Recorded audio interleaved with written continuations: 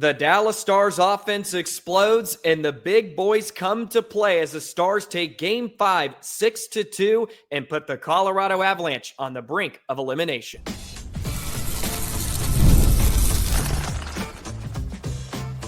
You're Locked On Stars, your daily podcast on the Dallas Stars, part of the Locked On Podcast Network, your team every day.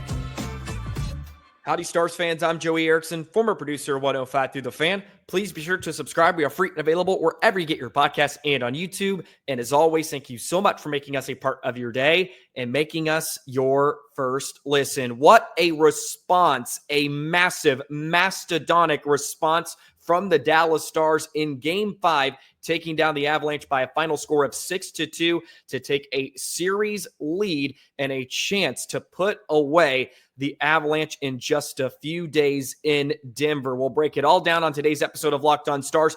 I want to touch on the power play because it executed a perfectly timed goal in the second period, but the Stars need more out of their man advantage. And now the real test, the toughest test, is yet to come, the closeout game in just a few days. Today's episode is brought to you by Amazon Fire TV Stick 4K. Turn any TV into your Xbox. No console needed. Head to Amazon.com/Fire TV Locked On to learn more. This was a physical, nasty Game 5 in Dallas, and it could not have gotten off to a better start than Wyatt Johnston scoring 9 seconds in. Mackenzie Blackwood looked human tonight. He's been incredible in the series, but Wyatt Johnston from below the end line is able to bank one off of Blackwood and in 9 seconds in, the fastest goal in franchise history in the postseason for the Dallas Stars. It's a huge, huge tally for Johnston, too, who's been rather quiet in the first 4 games of this series, and the big boys really came to play. Pete DeBoer said before Game 5, it's time for the Rantanens, the Hintz, the Johnstons to start having an impact, and boy, did they have an impact in a huge, huge way tonight. The Stars need Rantanen. They need Johnston to score big-time goals because Colorado is getting that from McKinnon. They're getting that from Makar and others. And, of course, McKinnon had another tonight when they made it interesting in that second period. A fantastic response late in the second period as the Stars got a power play. Wyatt Johnston, his second of the game. Beautiful pass by Duchesne. Makar tried to put his stick down, but Duchesne too quick, able to throw it across the crease. And that's a tough, tough shot for Johnston, too. He had to settle. It's from a tough angle and a beautifully, perfectly placed shot past the blocker, Blackwood. And that was a huge goal to restore the 2-goal lead for Dallas. And then Marchment gets a deflection to restore the 3-goal lead. And that was sort of the game for Dallas. And it looked like Colorado wasn't going to have much left to give, although I give them a lot of credit. They are unfazed by anything. The Stars score a couple of quick goals in the first period. A couple of lucky bounces go their way. A lot of Stars fans were saying it's karma from Game 1. And Colorado just keeps pushing. They keep pushing. Again, a lot of it, too, it's McKinnon and company. I said this going into Game 5. Their offense is just so heavily driven by 29. And as much as I would like to sit here and say, just stop then and you're going to beat Colorado, it's almost impossible to some degree. And the Stars are not built for just holding on and trying to shut down teams offensively, especially Colorado in their firepower. Dallas just isn't really built to just play really cautious and really loose, I guess, third periods, right? Where as a year ago, you just felt like they could shut out teams. That's not really what they can do. They have to keep playing aggressive and keep pushing. And I thought they did a great job of that in the third period. They made some adjustments, and we saw a lot of what we saw in the first period. And what was so great about the first period in particular was Dallas's ability to take away the Avs' time and space. They weren't able to do that in the second period, or at least that little 5-minute stretch where Colorado started to chip away. But you look at that first period, how many pucks did Colorado fumble at the attacking line? Yes, that's because Colorado's making some mistakes, but it's also because Dallas is forcing them to. They kept great gaps. How many times we saw CeCe Lindell get a stick on a puck and knock it back out to the neutral zone, and it forces Colorado to reset. They're unable to get a rhythm. They want to play fast and off the rush, and Dallas did an excellent job to provide some resistance at their own blue line in the first period. That wasn't the case so much in the second. They just allowed Colorado to sort of skate around, use their speed, and they paid for it. They have to stop allowing McKinnon to get to the middle of the rink. Again, I know it is so difficult to do that, but Duchesne just getting walked by McKinnon, you can't let him get to the inside of the rink. Force him wide. Try to force him. And maybe he's going to get inside anyways, but you need to be better against McKinnon. And I know it's a one-on-one. That's just a tough task for anybody on Dallas. And not to harp too much on some of the negatives. I mean, Dallas did win this game 6-2. It had the feelings of a bit of game one. I don't know if the score necessarily reflects the entire game, but credit to Dallas. They finally had their big boys come to play. Johnston gets 2. Rantanen was brilliant. Finally was able to pot one home. A beautiful setup by Roope Hintz too. That was massive. He should have had one in the third period on the power play. Wedgwood came in the third. He was great for Colorado too. Made a point blank stop on Hintz. He was able to keep Rantanen from finding the back of the net a couple more times. But the fourth and fifth goal for Dallas was sort of the nail in the coffin. The Johnston power play goal, that was just huge. Not only was it a power play goal, but it was timely.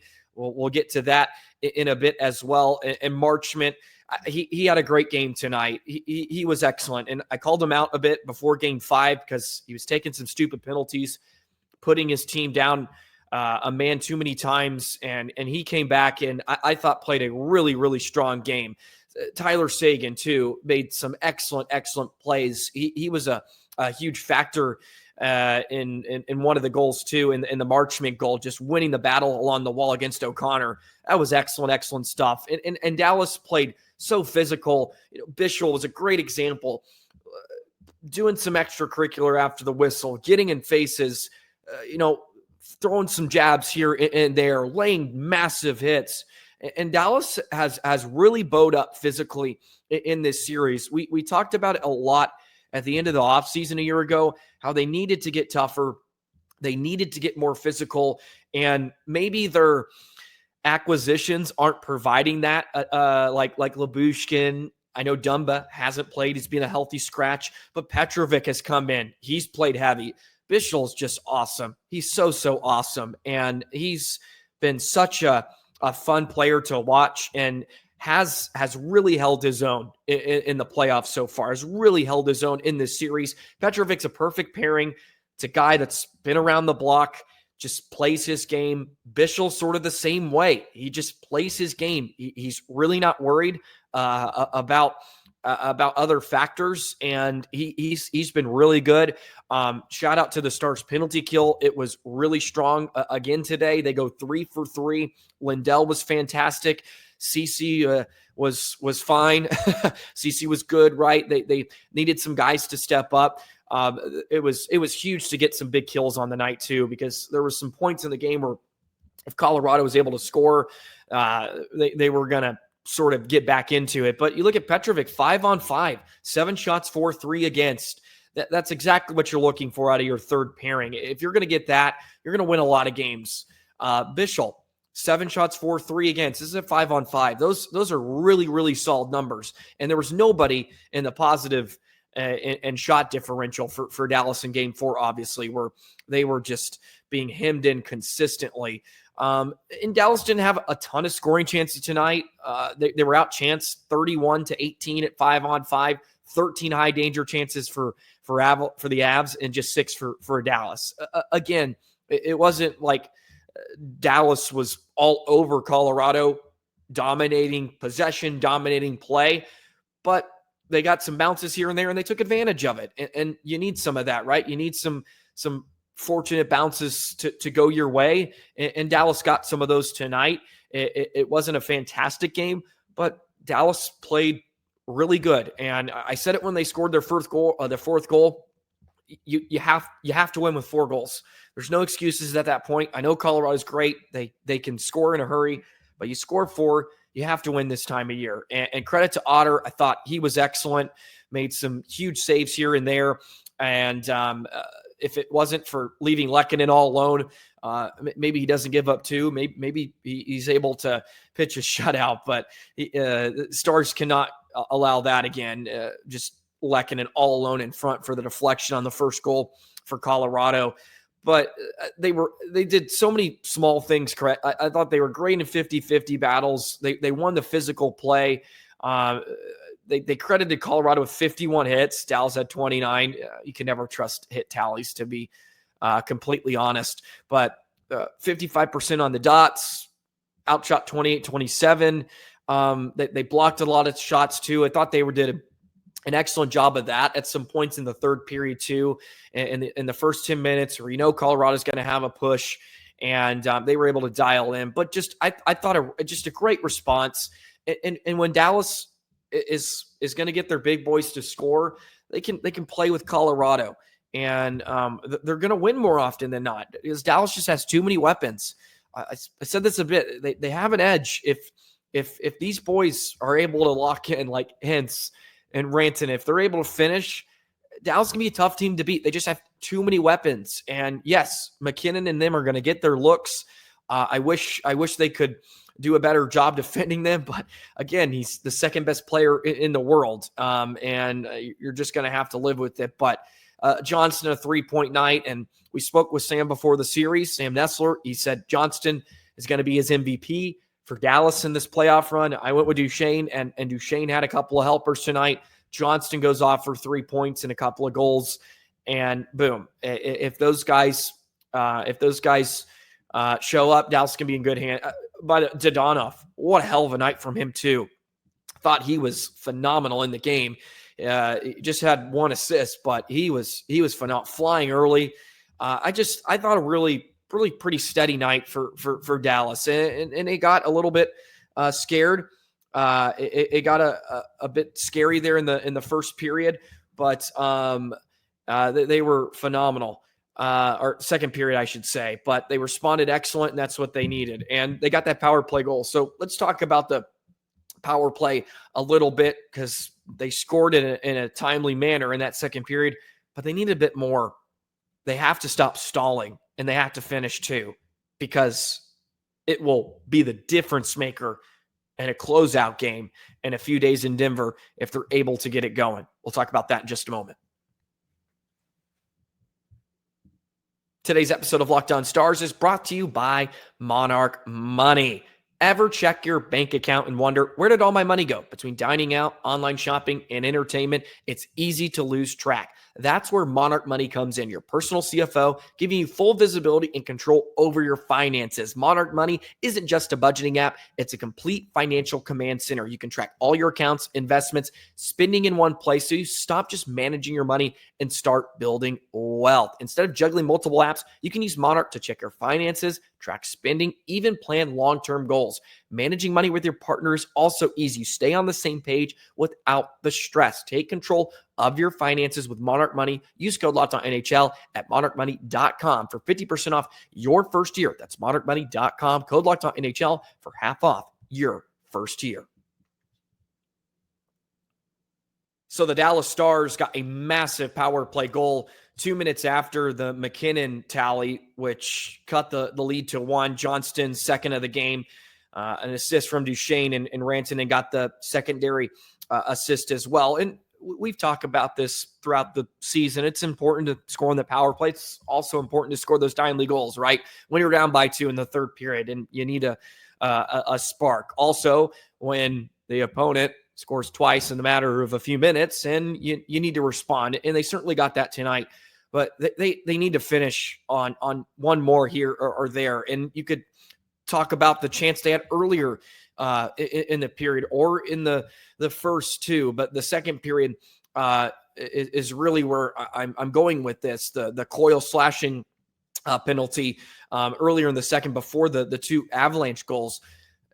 The Stars have a chance to go up 4 there and almost just rip the heart out, so to speak, of Colorado and make life a lot easier if they're able to capitalize. And again, you're not going to score on every chance you get. But this wasn't a game where Colorado's PK was excellent or brilliant, right?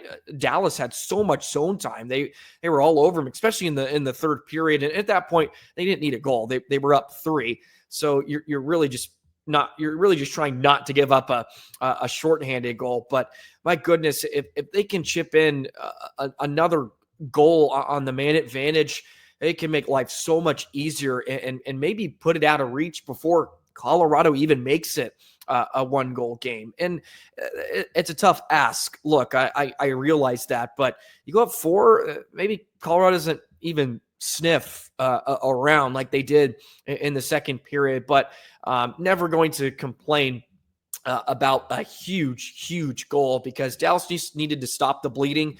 You could tell Colorado started to find their game, and that was a real gut puncher, and that was sort of the dagger early in this hockey game. And you have to credit the unit for going out there.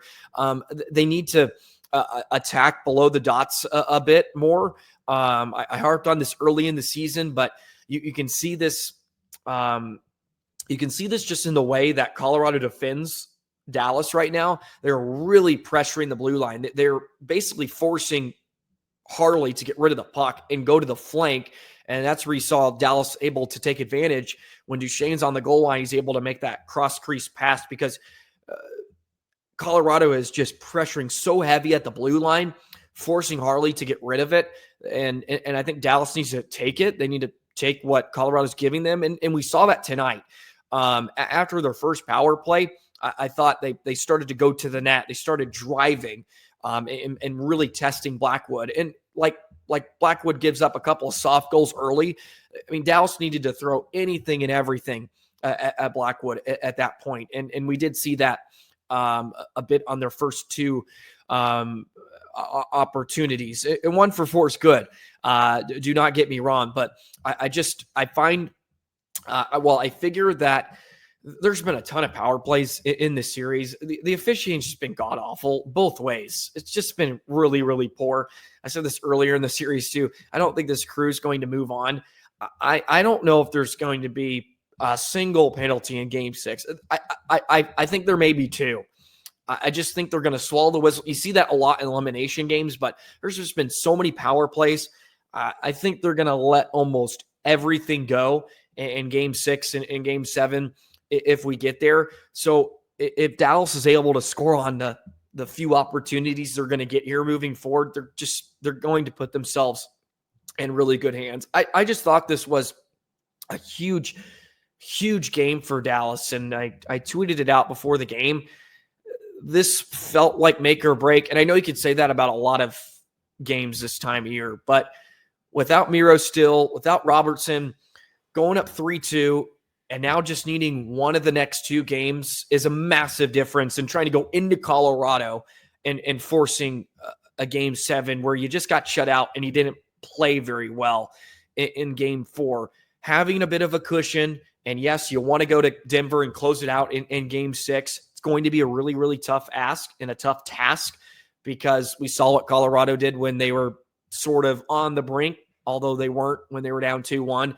It's going to be the best game of the year for Colorado, and Dallas is going to have to show up and be ready to try to tackle that avalanche, so to speak. No pun intended, but it was such a huge victory tonight, and it was great to see the power play get on the board, and Johnston as well, to uncork him a bit, because we haven't noticed him a whole lot. He hasn't been terrible, but when he's scoring, when he's on the score sheet, that means he's doing good things, and that was certainly the case tonight. And you could say that about a lot of different Stars players, Roope and Rantanen. Although I still encourage some people, and not to be disrespectful, just watch Rantanen play. I know if he's not on the score sheet, he had 1 assist in 4 games. I promise you, he's not the problem. He's not the problem. Just watch the game, watch him play. He's doing a lot of good things. And at the same time, I'll say this: he has to score too. That's what they're paying him to be. He has to score. I get that, but he's also not the issue. And he's been very good in the series. Tonight, he was able to get one to go off a beautiful setup. And maybe that will just continue to spark him, continue to get some puck luck going his way. And if he can continue to find the back of the net, Stars are going to be in good hands. I haven't talked about Roope a lot. He's been awesome. He's been so damn good in this series defensively. Just being a really strong 200-foot player, 200-foot center iceman, number 1C for Dallas. He's been so awesome, and he deserves a lot of credit for what he's done in this series, because he's been damn good. And I was thinking about that a few days ago. I just haven't had to talk about him a lot. And he has a goal and assist tonight. And again, it's kind of quiet in a lot of ways, but he was just phenomenal. I think he's had such a great series, and he'll be an integral part of Dallas's playoff run. And we say that almost every year. When he's healthy and he's playing well, like it's your one center. You have to have your number one guy, and Roope's doing that here in the series against Colorado. But man, I want that power play to execute just a bit more, because they're getting some awesome, tasty looks. And Blackwood was he made that incredible save on Ben early too in the second period. As much as Blackwood gave up some softies, I thought he was pretty decent in the game too. Wedgwood was awesome, but they pulled a DeBoer sort of like the Stars did in game 4 with pulling Otter in the third just to give Blackwood a rest. Blackwood's going back in. They're going to ride with him. He's going to be the reason they either move on or they're done, right? And Bednar and company are going to ride with him. But now it's about finishing off someone's season. Always the hardest game to win in a series. Game 6 with a couple of days off for Dallas, which is gigantic for a few reasons. Is Miro finally going to return? We'll see. We'll discuss Game 6 in just a moment. Today's episode of Locked On Stars is brought to you by Wonderful Pistachios. Looking for a snack that's both delicious and nutritious? Wonderful Pistachios is the snack for you. The highest protein nuts, each 1 ounce serving has 6 grams of protein, giving you over 10% of your daily value. Plus, they're packed with fiber and better for you unsaturated fats to help you keep you feeling fuller longer. The fact that Wonderful Pistachios is a complete protein and providing all 9 essential amino acids in that little nut is incredible. It's the grab and go ease of Wonderful Pistachios. Whether you're running between meetings, dropping off your kids, Wonderful Pistachios are a snack that works just as hard as you do. Get snacking, get cracking with a snack that packs a protein punch. Visit wonderfulpistachios.com to learn more. Well, the biggest question on all Stars fans' minds at this point is Miro Heiskanen. Is he going to return?